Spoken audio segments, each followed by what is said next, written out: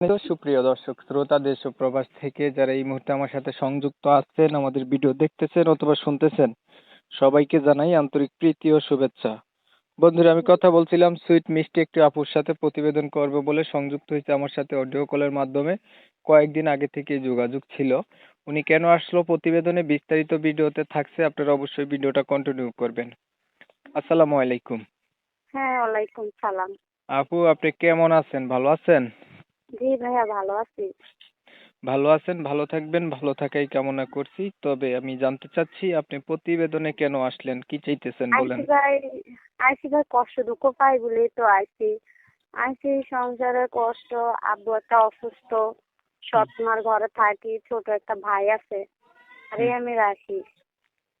তো আইসি কষ্ট দুঃখ পাই, পালন ছাড়া কি একটা দিন ভাই করে? হুম। এখন আইসি চাইতেছেন কি? এমন একটা মানুষের লেগে আছি যে যৌতুক নেবে না, এমনি বিয়ে শাদী করবে, ওরকম একটা মানুষের লেগে আইসি। আচ্ছা, আপনার বিয়ের বয়স হয়েছে নি? অবশ্য বিয়ের বয়স হয়েছে দেখেই তো প্রতিবেদনে আইছি। আপনি সৎ মায়ের কাছে থাকেন, নিজের মা নাই? না না, নিজের মা অনেক আগে মারা গেছে। তখন আমার আব্বু বিয়ে করছে, বিয়ে করার পর অসুস্থ অসুস্থ হয়ে গেছিল। হুম, তারপর আমার আম্মু মানে বিয়ে করছে, বিয়ে করার পর অসুস্থ হয়ে গেছে। তারপর একটা ভাই এসে, ভাইকে আমি রাখি, ছোট এখন ভাইকে। এখন আম্মু আপনার বাসায় বাবা কাজ আছে? করে। হ্যাঁ আছে, অসুস্থ, উঠতে পারে না, কাজ কাম করতে পারে না। আচ্ছা, আপনার বিষয়টা আমি ক্লিয়ার করি। প্রিয় দর্শক শ্রোতা, আপনারা শুনছিলেন এই আপুটি প্রতিবেদনে আসছে ভালো একটা মানুষ চাচ্ছে, যেহেতু তার নিজের মা নাই, সৎ মায়ের কাছে থাকে, আর তার বাবা আছে অসুস্থ।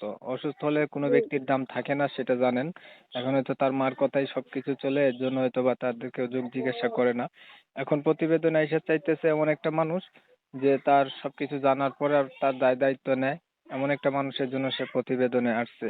তবে আমি আন্তরিকভাবে দুঃখ প্রকাশ করছি, কমিউনিটি গাইডলাইনের কারণে ইউটিউবের নিয়ম কানুন মানতে গিয়ে ওনার নাম এবং ঠিকানা আপনাদের মাঝে নিতে পারতেছি না। বিস্তারিত কিছু কথা তুলে ধরতেছি, আপনারা ভিডিওটা কন্টিনিউ করবেন।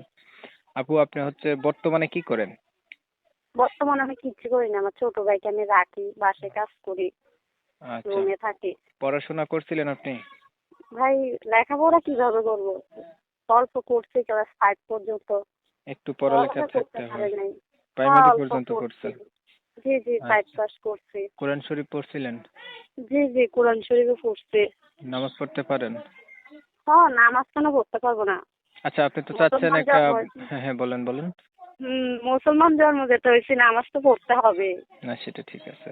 এখন শুনেন, আপনি চাচ্ছিলেন একটা মানুষ যে আপনার জি সবকিছু জানার পর আপনার দায়িত্ব নেবে। ধরেন হ্যাঁ আপনি হ্যাঁ, এমন একটা ওরকম। মানুষ পাইলেন। ধরে নেন আপনি পাইলেন, এখন মানুষটার জি বয়স জি দেখা গেছে বেশি হইলো, ভাই। ঠিক আছে? হুম। বা আগে হুম বিয়ে করছে এমন মানুষ হইলো। হুম। তখন আপনি কি করবেন? সমস্যা কি যে আমরা দায়িত্ব নিয়ে তো মানে রাখতে পারবে?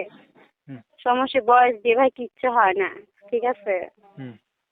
মানে বয়স এটা যেমনই হোক, যেটা বয়স কোনো ব্যাপার না, আপনার যেমনই পাশে হোক, থাকবে, বয়স আপনার কোনো দায়িত্ব ব্যাপার নেবে। না।